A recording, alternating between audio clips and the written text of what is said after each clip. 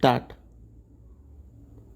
Mr. Speaker, sir, this is the seventh day, I believe, of this debate, and 70 persons have already spoken. Stop. I am the 71st in the long procession. Stop. I have been hesitating whether I should take up the time of this house in this marathon race. Stop. Para. I might straight away say that I am not greatly interested where a particular state boundary is situated, and I find it very difficult to get passionate or excited about it. Stop. I have my preferences, naturally, but it does not make much difference to me whether the internal boundary of a state is drawn. Stop. Infinitely more important is what happens on either side of the boundary, what happens within the state, and what happens to people inside a particular state, who may, linguistically or in any other sense, form a minority. Stop. Once we lay down these basic principles correctly and act up to them, then the vast number of problems and difficulties and legitimate grievances that arise will automatically disappear. Stop. Para. I may tell the House that I am not speaking specifically in my capacity as Prime Minister or on behalf of government, and I am not going to make any epoch making pronouncement. Stop. We, in government, have been considering this report and other matters that flow from it for the last many weeks, and we shall continue to consider them till we come up to this House with our recommendations. Stop. Therefore, it will not be proper for me or for any other member of government to speak in any tone of finality about this matter. Stop. But I may give expression to my own inclinations in regard to the recommendations of the report and the other suggestions that have been made. Stop. Para. One thing I should like to say is that I have regretted very greatly certain criticisms that have been made in the press against the Commission. Stop. One can criticize the Commission's recommendations, of course, but to bring a charge of unfairness is itself unfair. Stop. It is the kind of approach which will make such work much more difficult hereafter. Stop. We choose eminent men, they take a great deal of trouble and tell us what they think about the problem. Stop. We may or may not agree with them. Stop. But to attack their fairness is, if I may say so, not only a wrong approach, but an indication that one's case is right now very weak. Stop. Para. May I also suggest, for the consideration of this House, that while members here represent their constituencies, they represent something more, question mark. Each member is not only a member for this or that area of India, but a member for India as a whole.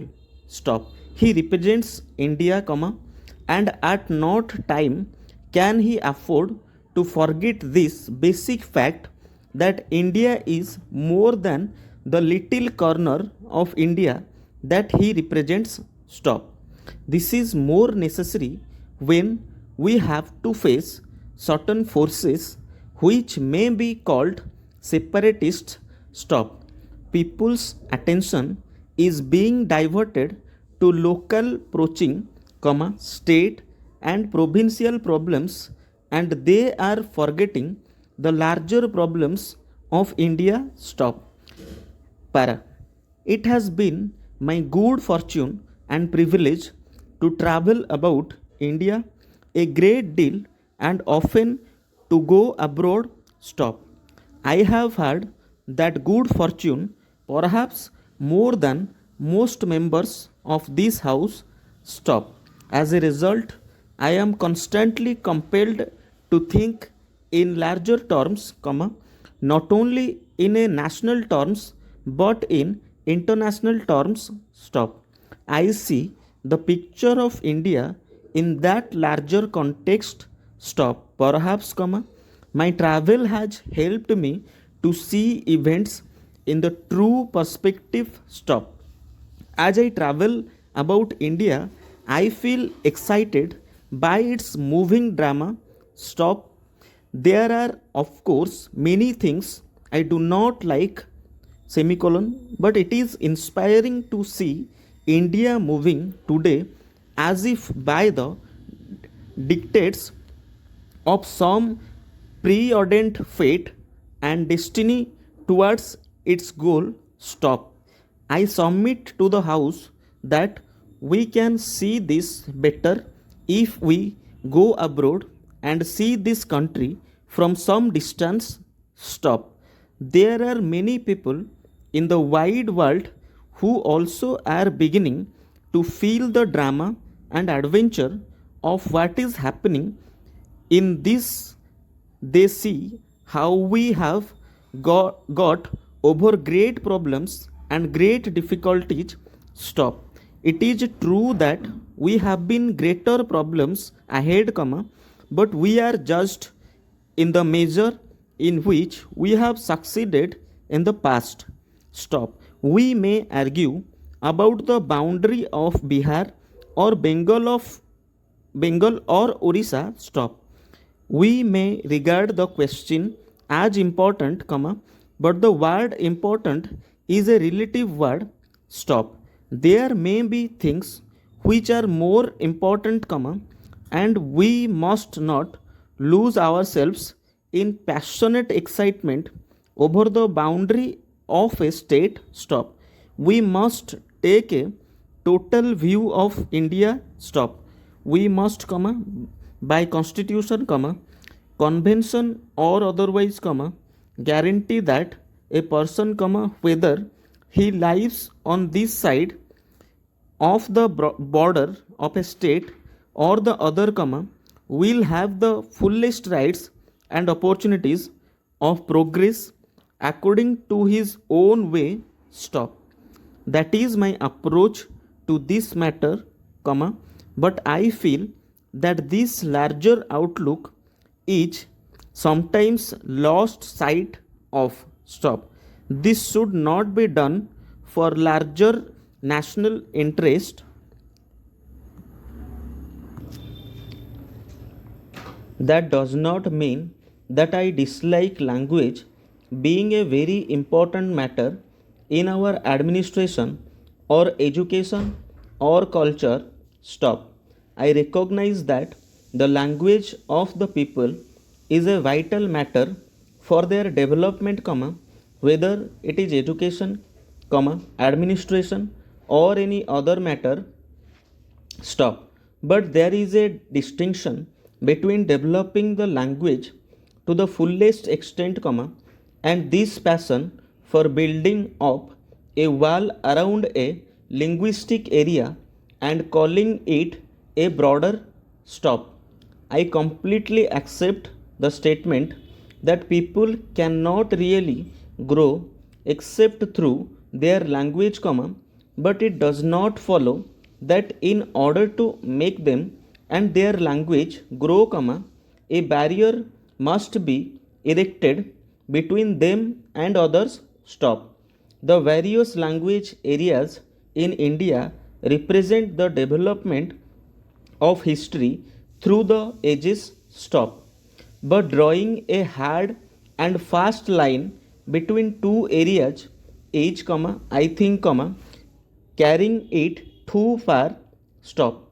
As a matter of fact, it just does not matter where you draw your line, stop. If you judge a border purely from the linguistic point of view, you will be going against the wishes of many people, stop. Invariably, there are bilingual areas, stop. As long as you cannot prevent people of one state from going to another, there will always be bilingual areas, stop. Are you going to stop, contrary to the dictates of the constitution, the movement of workers or of other people from one state to another, question mark? You cannot stop. Therefore, whatever fixed line you may draw, people on one side may be attracted to the other and move there, and thus change the linguistic composition of the state or of the border area, stop. Are we going to sit down every few years and say the language ratio of this particular tahsil or taluk has changed, and therefore, it should be taken out of this state and put into another, question mark? You must realize that while there are clearly marked linguistic regions, there are also bilingual areas and even trilingual areas between two such regions, stop. And wherever you may draw your line, you do justice to one group and injustice to another, stop. From the language point of view, good reason, good logic and good argument can be found for each side of every case, stop. This is the difficulty, stop.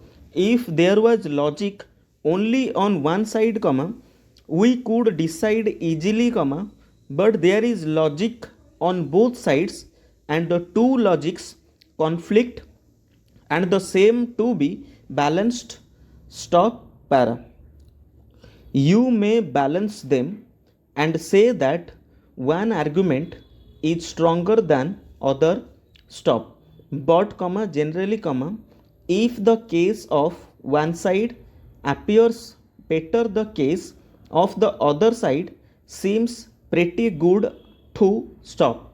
Maps and census figures have become the fashion now, stop. Are we to weigh in a balance how many individuals speak one language and how many speak another, question mark? It will lead to all kinds of fantastic situations, stop. I submit that we must consider this matter separately from the question of language, stop. Of course, all the great languages of India, which are mentioned in the constitution, have to be developed, stop. I would go a step further and say that even those in the northeast frontier area and elsewhere ought to be developed, stop. Further, the development of one language should not be and cannot be at the expense of the other, stop. I am convinced that the development of any one of the great languages of India helps the development of the other languages, stop. It is my privilege, however, unworthy I might be, of being the president of the Sahitya Academy, started a year or two ago, where we deal with all the languages of India and try to encourage them, stop. The more we discuss these matters, the more we see that encouragement, development and growth of one language result in advantage to the other Indian languages also. Stop para. Going one more step, I would say that the knowledge of a foreign language helps the growth of an Indian language. Stop. If we are cut off from foreign languages, we are cut off from the ideas that are contained in those foreign languages, and from technology which is part of modern life. Stop. Therefore, let us not think of excluding a language. Stop. Quite frankly, I do not understand the way some people are afraid of the Urdu language. Stop. I am proud to speak Urdu and I hope to continue to speak Urdu. Stop. I just do not understand why in any state in India people should consider Urdu a foreign language or something which invades their own domain. Stop. Urdu is a language mentioned in our constitution. Stop. I object to any narrow mindedness in regard to Urdu. Stop para. It is no use dragging philology into these language controversies. Stop. Take the Punjabi language.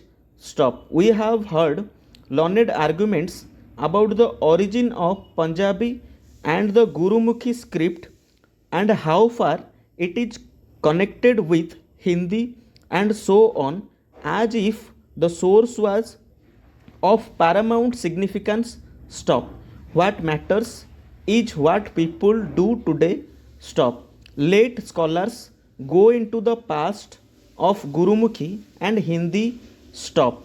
If people in the Punjab or elsewhere wish to use it, let them use. Stop.